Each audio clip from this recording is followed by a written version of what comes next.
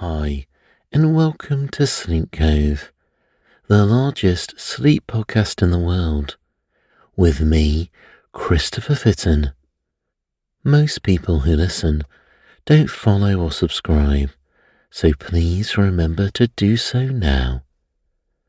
Tonight, I'm reading one of the first fairy tales to be put to paper from the Brothers Grimm, called The Raven.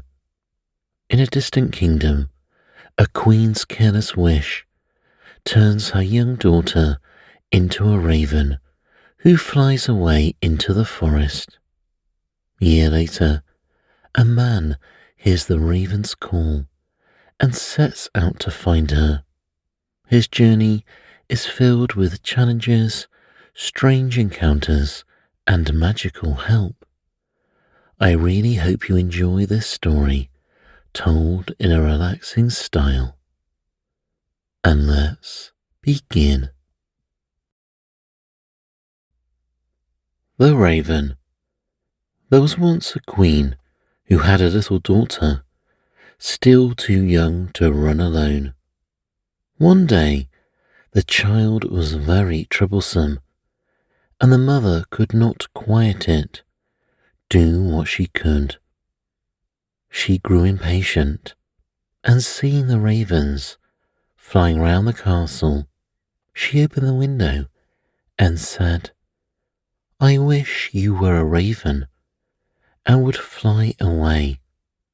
Then I should have a little peace." Scarcely were the words out of her mouth when the child in her arms was turned into a raven and flew away from her through the open window. The bird took its flight to a dark wood and remained there for a long time, and meanwhile the parents could hear nothing of their child. Long after this, a man was making his way through the wood when he heard a raven calling, and he followed the sound of the voice. As he drew near, the raven said, "I am by birth a king's daughter, but I am now under the spell of some enchantment. You can, however, set me free." "What am I to do?" he asked. She replied, "Go farther into the wood until you come to a house, wherein lives an old woman. She will offer you food and drink, but you must not take of either.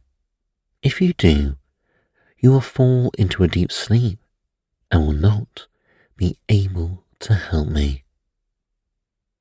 In the garden behind the house is a large Tan Heap, and on that you must stand and watch for me. I shall drive there in my carriage at 2 o'clock in the afternoon for 3 successive days. The first day it will be drawn by 4 white, the second by 4 chestnut, and the last by 4 black horses. But if you fail to keep awake and I find you sleeping, I shall not be set free." The man promised to do all that she wished, but the raven said, "Alas, I know even now that you will take something from the woman and be unable to save me." The man assured her again that he would on no account touch a thing to eat or drink. When he came to the house and went inside, the old woman met him and said, "Poor man, how tired you are. Come in and rest, and let me give you something to eat and drink." "No," answered the man, "I will neither eat nor drink."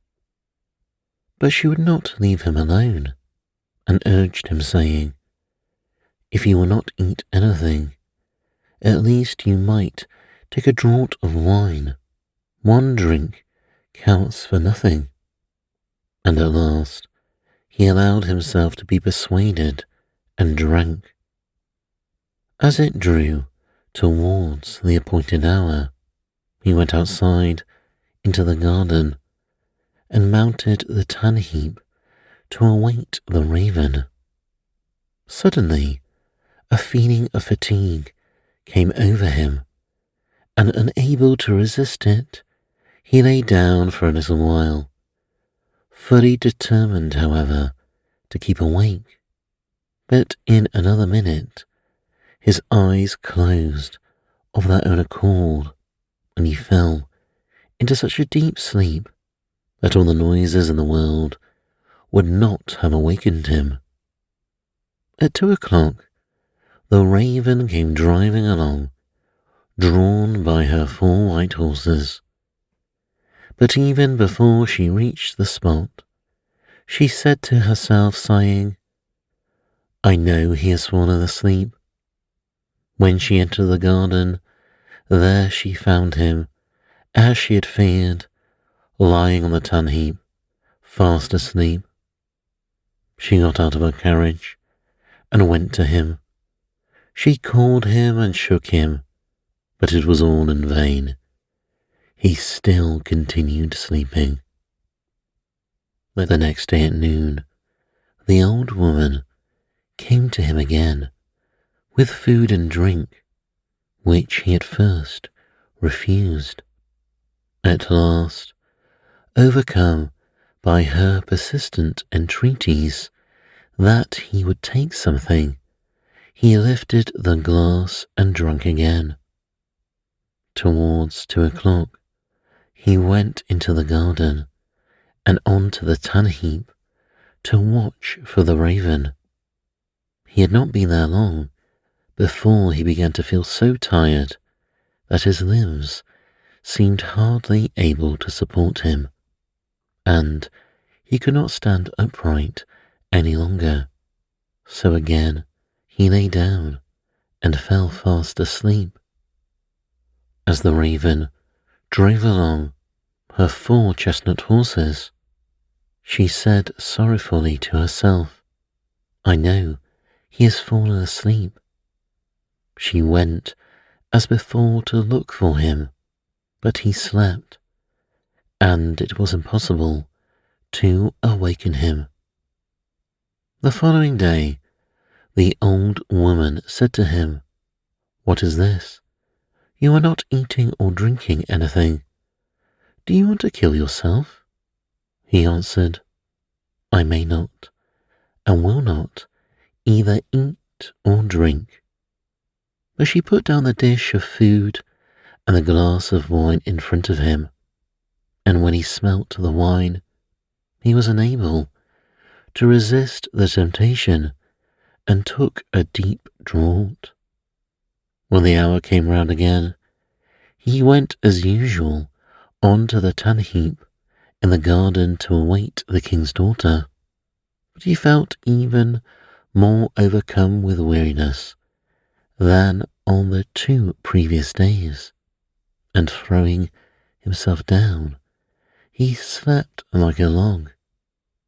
At 2 o'clock, the raven could be seen approaching, and this time her coachman and everything about her, as well as her horses, were black. She was sadder than ever as she drove along, and said mournfully, "I know he has fallen asleep and will not be able to set me free."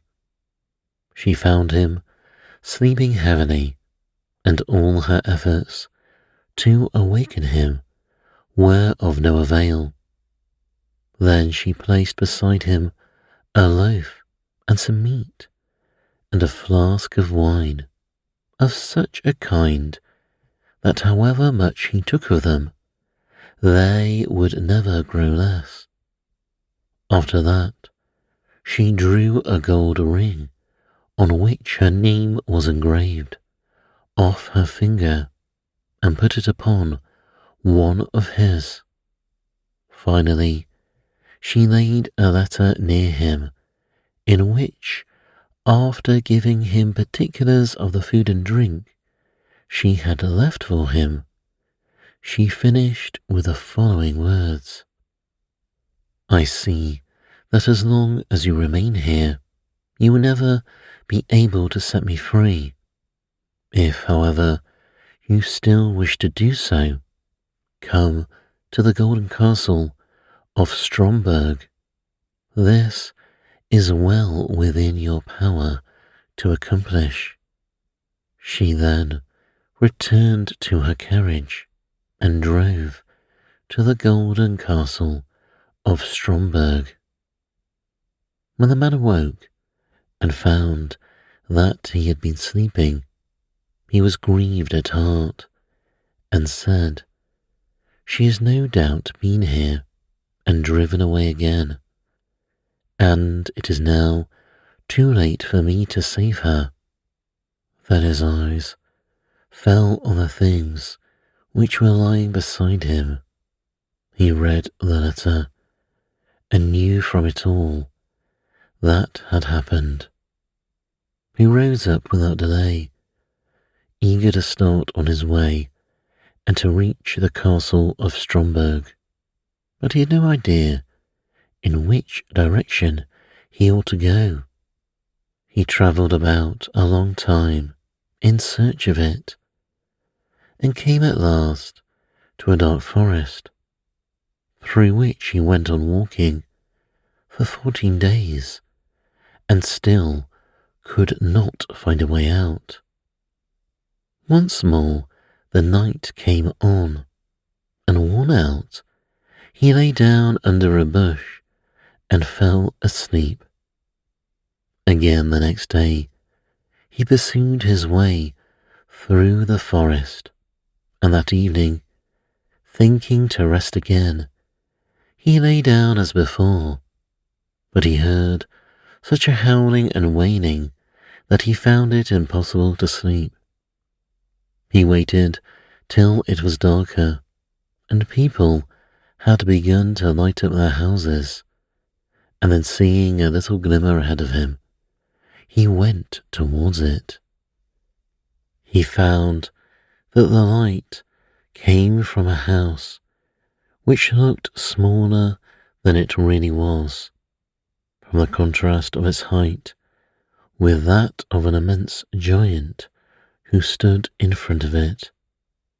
He thought to himself, if the giant sees me going in, my life will not be worth much. However, after a while, he summoned up courage and went forward. When the giant saw him, he called out, It is lucky for you have come, for I have not had anything to eat for a long time. I can have you now for my supper. I would rather you let that alone, said the man, for I do not willingly give myself up to be eaten. If you are wanting food, I have enough to satisfy your hunger. If that is so, replied the giant, I will leave you in peace. I only thought of eating you because I had nothing else. So they went indoors together and sat down, and the man brought out the bread, meat and wine, which although he had eaten and drunk of them, were still unconsumed. The giant was pleased with a good cheer, and ate and drank to his heart's content. When he had finished his supper, the man asked him if he could direct him to the castle of Stromberg. The giant said, I will look on my map. On it are marked all the towns, villages and houses. So he fetched his map and looked for the castle, but could not find it. "Never mind," he said.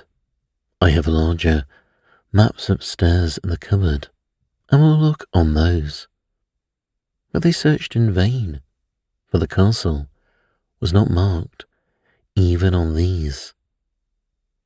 The man now thought he should like to continue his journey, but the giant begged him to remain for a day or two longer until the return of his brother, who was away in search of provisions.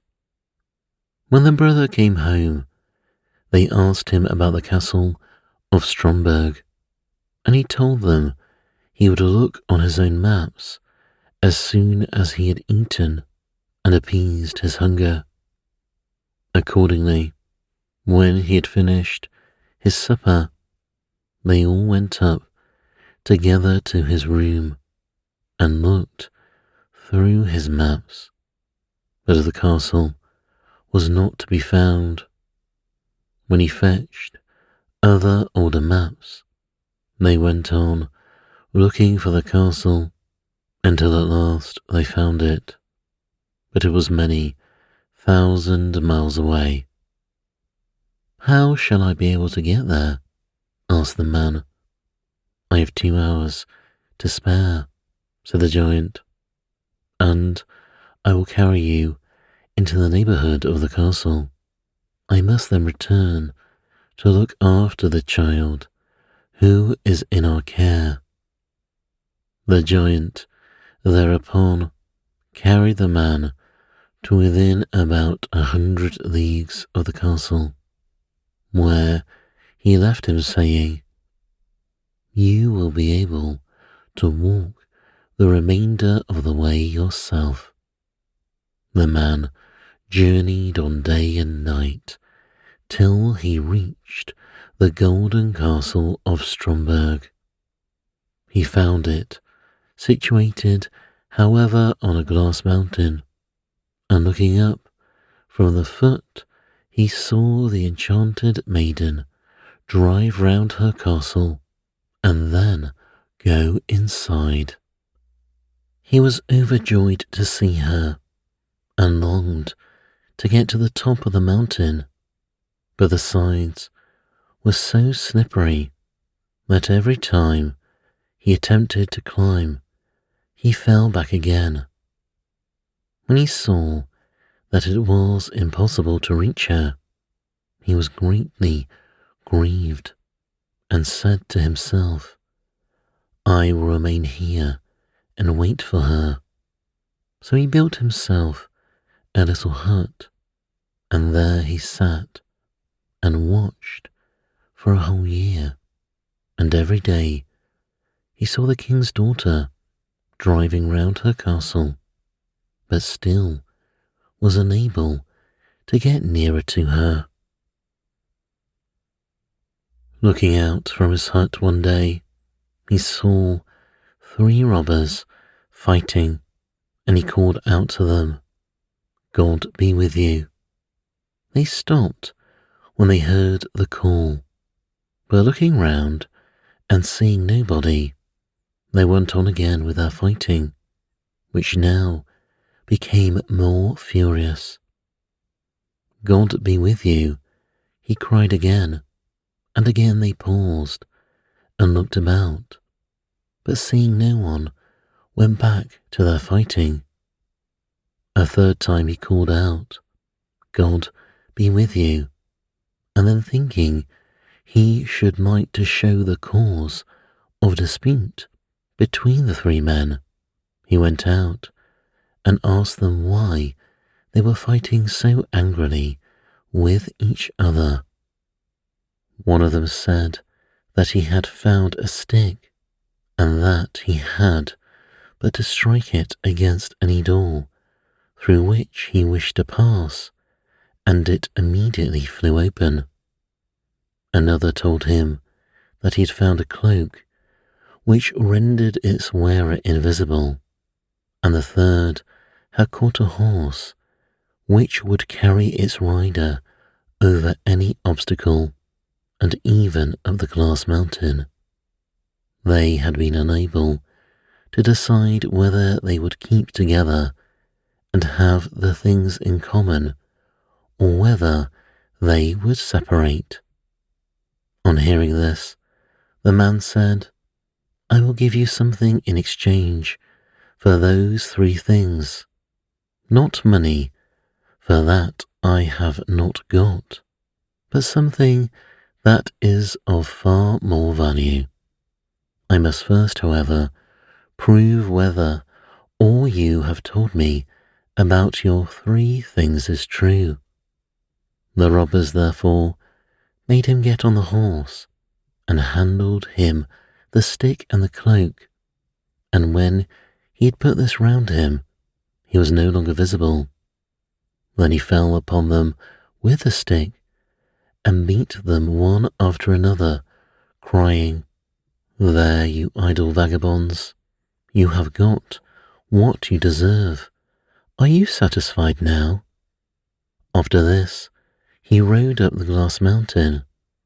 When he reached the gate of the castle, he found it closed, but he gave it a blow with his stick, and it flew wide open at once, and he passed through. He mounted the steps and entered the room where the maiden was sitting, with a golden goblet full of wine in front of her. She could not see him, for he still wore his cloak. He took the ring, which she had given him, off his finger, and threw it into the goblet, so that it rang as it touched the bottom.